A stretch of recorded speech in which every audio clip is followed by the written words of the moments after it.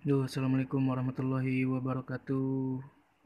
Balik lagi di channel Ferdian Supriyatna, masih di edisi di rumah aja. Hari ini saya mau ngobrolin hal-hal yang sangat umum ada di rumah, tapi mungkin kita nggak tahu nih sejarah apa sih yang ada di belakangnya gitu ya, atau gimana sih mereka bisa sampai kita kenal gitu ya. Nah, kita sekarang mau bicara soal odol. Nah, sebetulnya gini, odol itu sebetulnya merek merek yang hadir sekian ratus tahun lalu gitu ya. Tapi gini, kita bicara dari awal dulu ya. Sebetulnya jadi tepatnya sih kita nyebutnya harusnya pasta gigi. Pasta gigi itu dikenal pertama kali pada abad keempat Masehi di Mesir ya. Nah, tujuannya sama aja sih sama kayak sekarang. Jadi untuk menyegarkan nafas, menyehatkan rongga mulut gitu ya. Nah, bahan yang dipakai itu pertama kali itu campuran antara garam, lada, daun mint, sama bunga iris, bunga-bunga gitu ya. Nah, itu bahan dasarnya tuh. Penggunanya juga cuma dioles, jadi bukan digosok karena zaman itu kan belum ada sikat gigi kali ya. Jadi hanya dioles saja, dioles dipakai kumur selesai gitu ya. Nah, sedangkan pasta gigi yang kita kenal sekarang ini bentuknya kayak gini nih, tub ya. Tub ini sebetulnya itu diperkenalkannya itu di Inggris sama orang Inggris gitu ya. Namanya tuh Dr. Washington, Washington Sheffield. Nah, idenya tuh ternyata gini, dulu tuh dari tukang lukis. Karena pelukis itu menempatkan catnya dalam tub, dalam tub seperti ini ya. Jadi kan tinggal pencet ya. Kita lihatlah sampai detik ini pun cat minyak banyak yang seperti itu ya. Jadi ternyata idenya dari cat gitu loh. Kenapa sampai akhirnya berbentuk seperti ini. Nah, terus kan sekarang hampir semua pasta gigi ya, hampir semua pasta gigi mengandalkan ini nih, fluoride tuh. Jadi seolah-olah kalau nggak ada fluoride-nya itu nggak layak disebut pasta gigi yang baik gitu ya. Padahal eh, fluoride ini waktu tahun 1930-an, tepatnya sih 1937 ya, itu ternyata pernah loh ditolak gitu ya kehadirannya karena dianggap nggak baik, kemudian belum melalui penelitian lengkap dan segala macamnya lah ya. Nah, akhirnya setelah riset panjang, penelitian yang cukup lama gitu ya, tahun 1955 tuh ada satu perusahaan namanya tuh Procter and Gamble itu resmi dia memperkenalkan pasta gigi berfluoride yang justru dinyatakan aman untuk digunakan, bukan sebatas aman tapi juga penting. Jadi harus ada fluoride-nya gitu ya. Nah, kita balik nih tadi nih bicara soal orang pasta gigi kan nyebutnya kebanyakan di kita tuh odol ya, masih sangat banyak lah.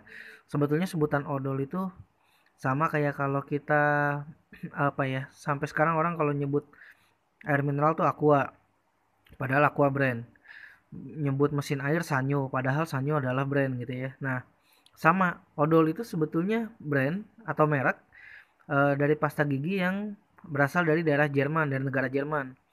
Perusahaan yang memproduksi merek odolnya tuh ini bahasanya dari Jerman ya, cuman tulisannya sih Dresden Chemical Laboratory Lingner, nggak tahu tuh cara baca gimana tuh. Itu eh, tahun 1861 sampai 1916. Nah, itu mereknya odol. Merek itu mereknya akhirnya mendunia tuh. Karena ya emang udah pasti karena punya kelebihan ya, nyaman nyaman dipakai gitu ya, di mulut enak gitu kan. Nah, odol sendiri masuk ke Indonesia tuh zaman penjajahan Belanda gitu. Nah, kita sekarang merek odol kan nggak ada nih, tapi dia punya ini nih. Ini salah satu brand yang wah terkenal banget di Indonesia gitu ya. Tapi nggak aneh, kenapa yang merek Pepsodent ini bisa terkenal banget gitu.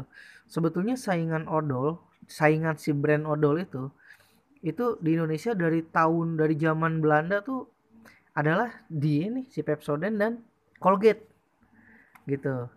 Karena ya anggaplah sekarang kan banyak orang pakai Pepsodent ya. Dibanding Colgate pasti penjualannya lebih tinggi Pepsodent lah. Nah, sekarang saya mau ngomong nih soal si Pepsodent ini nih gitu. Jadi Pepsodent ini sebetulnya awalnya tuh dulu waktu zaman bersaing sama Colgate dia sempat disebut bersaing sama Colgate. Ya benar ya, berkaitan sama Colgate dan odol gitu kan. Sama si odol pernah dibilang sudah hadir odol-odol palsu gitu. Odol-odol tiruan maksudnya. Ya, jadi orang mau bilang bahasanya sih bahasa kasarnya mungkin kalau mau beli pasta gigi ya mereknya odol, jangan yang lain kan gitu. Karena yang lain dianggap tiruan atau barang palsu gitu ya.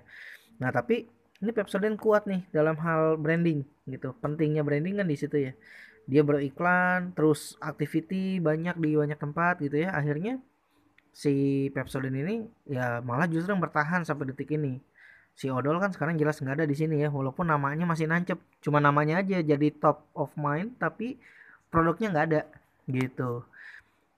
Nah, terus kalau dibilang Pepsodent ini sendiri nih, sebetulnya Pepsodent itu diperkenalkan pertama kali di Inggris itu tahun 1920.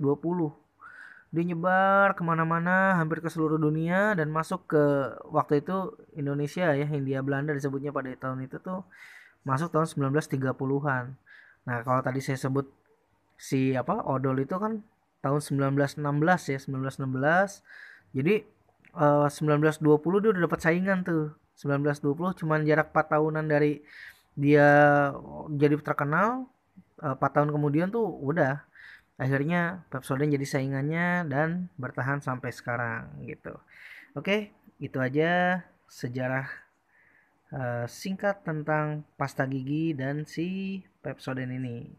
Kalau ada informasi lain yang bisa disampaikan, monggo sampaikan di komen di komen di bawah ya. Kemudian eh, kita sama-sama berdoa, berharap semoga COVID segera berakhir, kondisi kembali serba normal, ekonomi kita juga menjadi membaik lagi. Oke, sehat selalu. Semoga semuanya ada dalam lindungan Allah Subhanahu wa taala. Amin. Assalamualaikum warahmatullahi wabarakatuh. Oh iya, jangan lupa like, subscribe, share, dan komen. Assalamualaikum.